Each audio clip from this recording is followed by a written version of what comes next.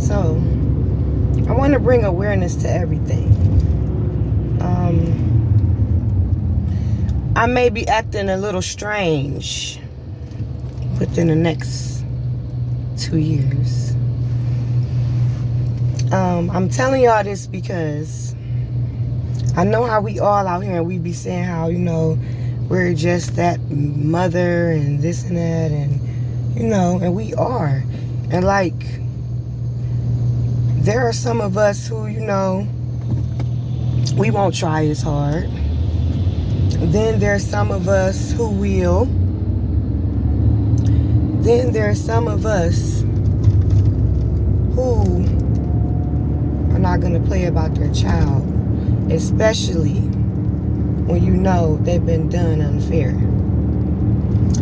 And I say that because even if I really did believe in the law, I would understand a gun charge, because I know, of course, my son had a gun. But for Marco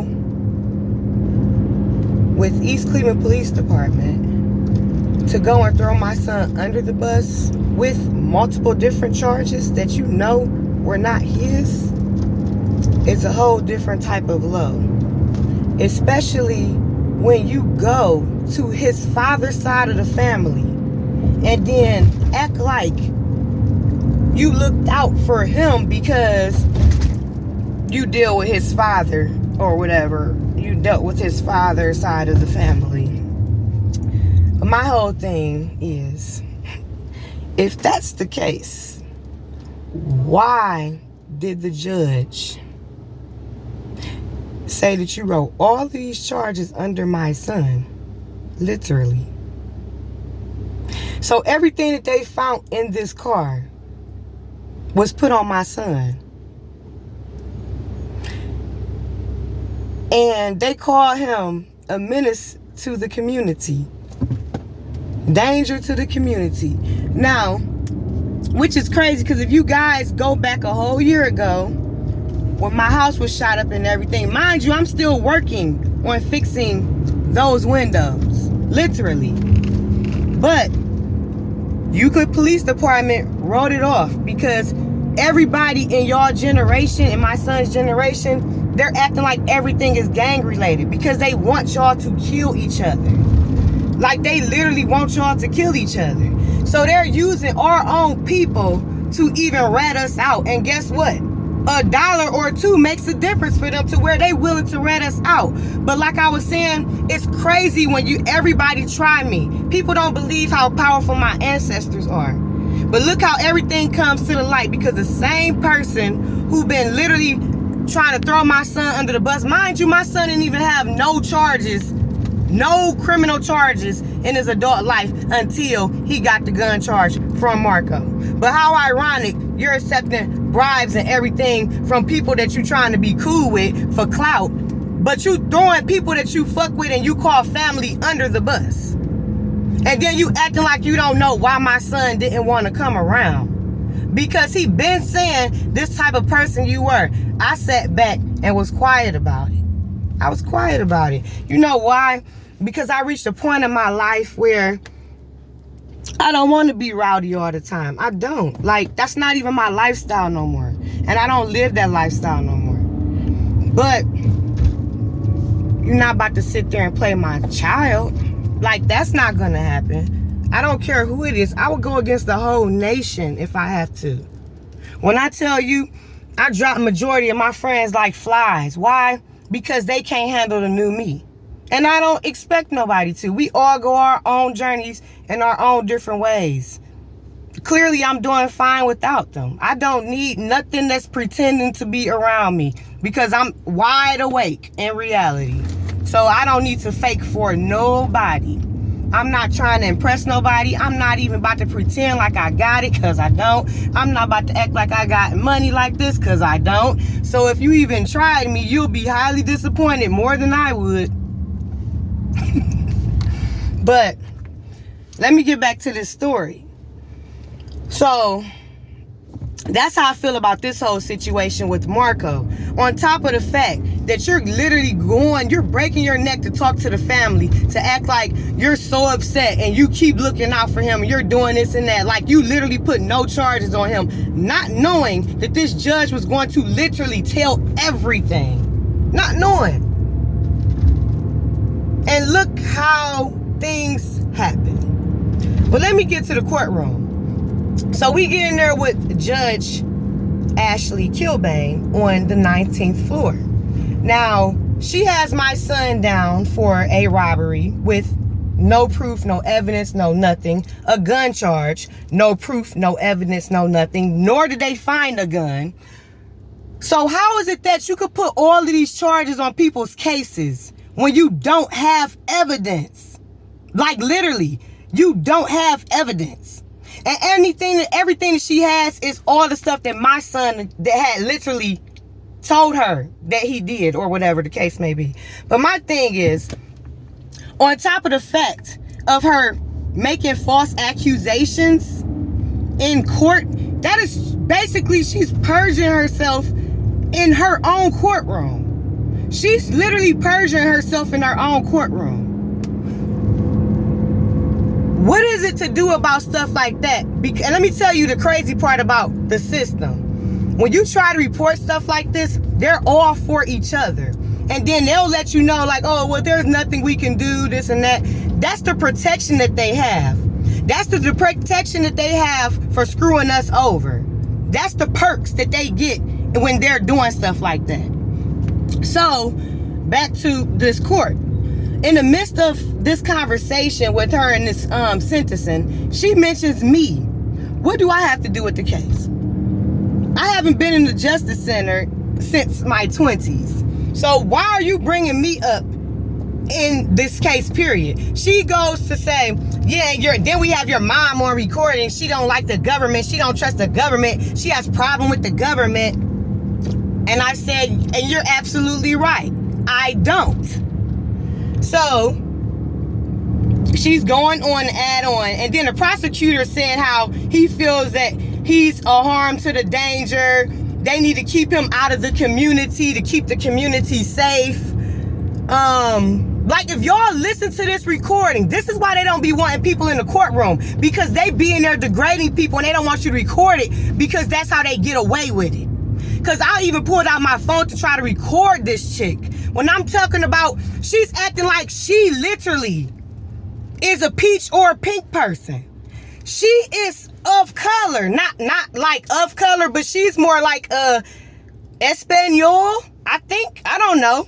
But if you pull her up, yes, she has color to her. Like, I think she's confused for real in what she really is. But let me get back to this courtroom. So now we're back in this courtroom. And she goes on to say, I feel like you're a menace to the community. You don't have a job. Now, everybody who knows us know my son. I've been having my son work since he was 11. Literally starting off with landscaping. I started his own company under a LLC, which is under the state of Ohio, when he was 17. So it says Ray's Landscaping LLC. So here she is literally trying to downgrade my son in this courtroom like it's nothing. And it's like, that's how I know that she do it to a lot of people. So y'all need to really start paying attention to how they really treating our younger generation out here, because some of these people are not lying about what these people are doing and saying to them in the courtroom. Because the way that they were talking, I'm telling you, I could not believe what I was hearing. If y'all would hear how she was saying, with the things she was saying, she was literally racially profiling him in the courtroom. And that's why I told her she was miserable. And guess what? She'll end up being sick. She'll end up being sick. You know why? Because people like that, who think they have that type of power, the universe does not play. It doesn't play at all. So, like I said, I don't have to do anything. I don't have to do nothing. Like I said, you're a powerful judge, far as, I guess, what they got down here in the U.S. You're powerful down here to them. And I'm a powerful manifester. So, just like you're ruling out, I guess I'm doing some ruling too. And that's how I feel, because you're not about to just be playing my son. And then on top of that, Who do y'all really be thinking y'all are to be thinking that y'all can judge and take somebody else's freedom? This dude came out of one cooch. This one, not yours. So why do you feel the need that you can give somebody else's judgment? How would you feel if somebody gave your kids or child judgment and your child really wasn't who the person that did whatever was done? Like, how would you feel about that? Or would that not happen to you because you feel like you sit on the bench? Now, let me tell y'all where she graduated from. She graduated from a university, Illinois, John Marshall Law School. Listen, John Marshall Law School. They dropped this man, the owner's name, because all the racism, they're basically instilling, if you pull up, they're basically saying that they're basically instilling, like enforcing the racism that they got going on the low. They even have racism in their exams when they have you testing for the exams. And this is the school that she graduated from. Pull it up, all their racism. And how they were racist. They are for us being slaves. And this is the person that they're allowing to be a court at the Justice Center in Cleveland, Ohio. A person who literally went to school at this place where they had to drop this man's name. And y'all got this lady on a bench. But I bet you nobody went back and looked at all her files. I bet you they never looked at her files or none of that. You know why? Because she'll be the one who sneak right under the rug because she's not pink or peach. She has some color. So she don't even realize that when they trying to bring all the slavery and everything back, she's going on the boat with them too. Yes. She don't realize that. She don't see that. Why she's literally trying to degrade her own type of people, literally.